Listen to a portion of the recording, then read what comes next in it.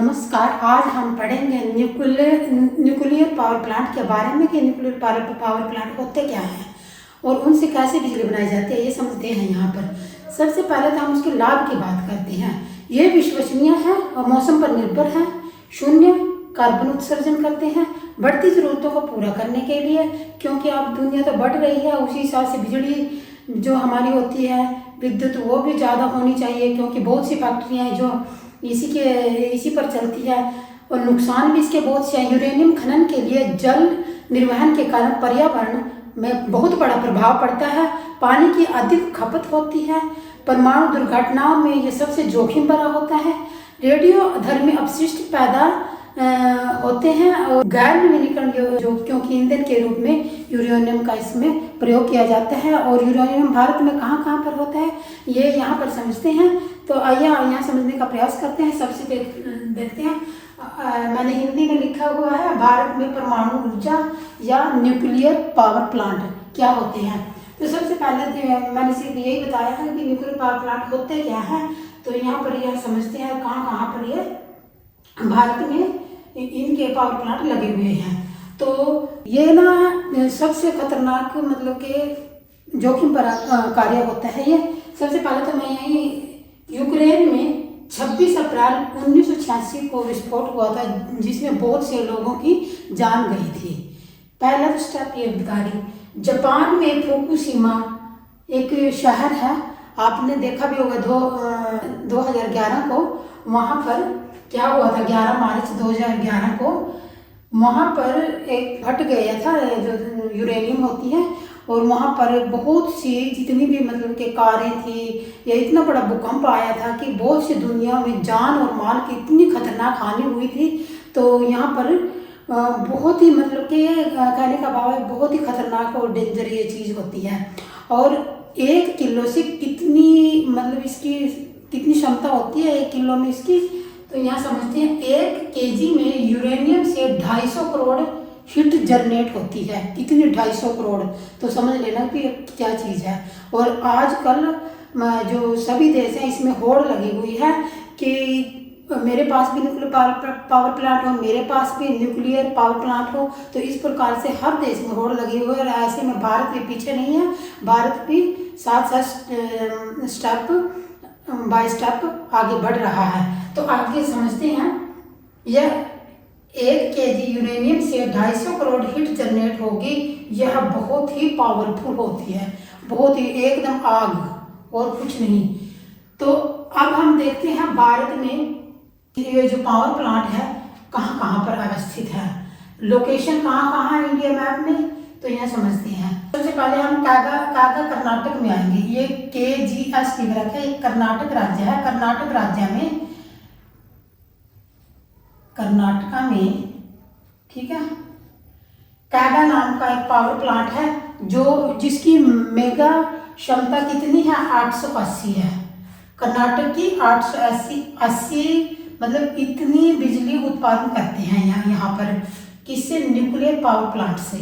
अब काकापारा गुजरात, ठीक है ना। यहाँ पर ये मैंने पहले ही बना दिए थे, क्योंकि ना लिखते लिखते तो बहुत टाइम हो जाता है, तो इसलिए मैं पहले लिख देती हूँ, बाद में एक्सप्लेन कर देती हूँ। अगर हम लिखने बैठे तो वीडियो बहुत लंबी जाती है, धीरे धीरे करके लिखना पड़ता है। तो इससे पहले मैं लिख लेती हूँ, इसके बाद एक्सप्लेन करती हूँ। अब यह समझो, तो यहाँ गुजरात में क्या है, काकापारा। तो यहाँ कितनी मतलब पावर प्लांट से कितनी हिट मतलब प्राप्त करते हैं हम बिजली, 1140 मेगावाट, ठीक है ना। 1140 मेगावाट गुजरात में। लोकेशन के हिसाब से समझ लेना कि कहाँ कहाँ पर स्थित है। जैसे यहाँ गुजरात है, महाराष्ट्र है, ये तो लोकेशन मैं मैप के माध्यम से इसीलिए बताती हूँ ताकि आसानी से याद रहे, ठीक है। आगे समझते हैं। आगे मैंने बताया कुडनकुल्लम तमिलनाडु, ठीक है ना, कुडनकुल्लम तमिलनाडु। तो यहाँ पर तमिलनाडु में कुडनकुल्लम नामक स्थान पर है, ठीक है। और यहाँ पर ठीक है कुडनकुल्लम नाम स्थान पर तमिलनाडु में, ठीक है। तमिलनाडु में एक और है कलपक्कनम। कौन सा, कलपक्कम। नाम अजीब सा कलपक्कम। तो ये कितनी हीट जनरेट करता है, मतलब बिजली पैदा करता है? 440। ठीक है, ये 440 मैंने यहाँ लिखे हुए हैं, यहाँ लिखने की जरूरत नहीं है। फिर इसके बाद हम आते हैं नरोरा। ये कहाँ पर है? ये उत्तर प्रदेश में है। ठीक है, उत्तर प्रदेश में जो है ये भी 440 मेगावाट यानी कि बिजली देने की क्षमता रखता है। कितनी? यहाँ लिखा हुआ मैंने 440। राजस्थान में है ये RAPS, राजस्थान में ये कितनी बिजली उत्पादन करता है? तो ये 1180 मेगावाट। कितनी? 1180 मेगावाट। ठीक है, अब तारापुर कहाँ पर है? यहाँ महाराष्ट्र में। तो तारापुर में भी इसको बोलते हैं TAPS, शॉर्ट फॉर्म में मैंने यहाँ लिखा हुआ है। तो ये कितनी करती है तारापुर वाला? 1400। ठीक है, राजस्थान वाला 1180। मद्रास का जो कलपक्कम है ये 440। ठीक है, कागा 880। काकापारा गुजरात में 1140। कुडलकुलम तमिलनाडु में ये दो मैंने दे रखे हैं 2000। तो इस प्रकार से हमारे देश में परमाणु संयंत्र है या न्यूक्लियर पावर प्लांट है। अब यहाँ पर थोड़ा सा एक्सप्लेन वैसे कर देती हूँ। ऊर्जा विखंडन प्रक्रिया के माध्यम से उत्पन्न की जा सकती है, जिसका अर्थ होता है नाभिक को तोड़ना। मतलब ना ये ऐसा होता है, थोड़ा सा यूरेनियम यहाँ रखा है, ऐसे चैन सिस्टम होता है इसका।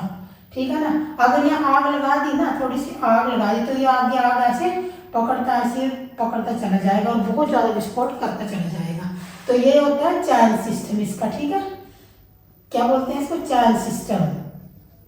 यानी कि थोड़ी सी की हिट दी चाहिए, यहाँ पूरे में ब्लास्ट हो जाएगा ऐसे।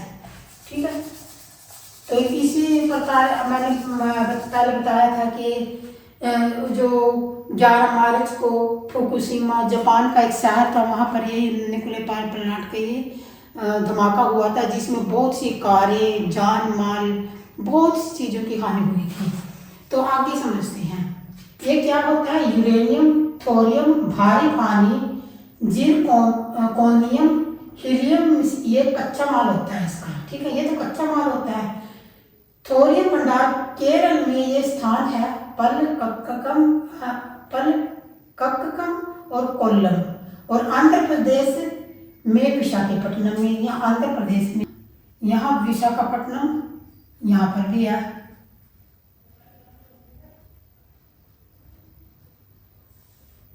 ठीक है, यूरेनियम जादूगोड़ा सिंहभूमि झारखंड में भी है। झारखंड कहाँ है? झारखंड हमारे यहाँ पड़ेगा। ठीक है ना, इधर पश्चिम बंगाल, इधर ओडिशा, यहाँ छत्तीसगढ़ और यहाँ। ठीक है, एक हिमाचल के चमोली में भी है ये। ठीक है ना, हिमाचल के चमोली में।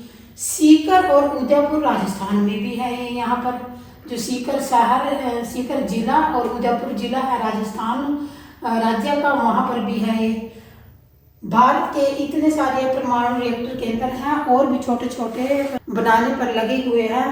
तो आगे समझते हैं, तब तक के लिए जय हिंद।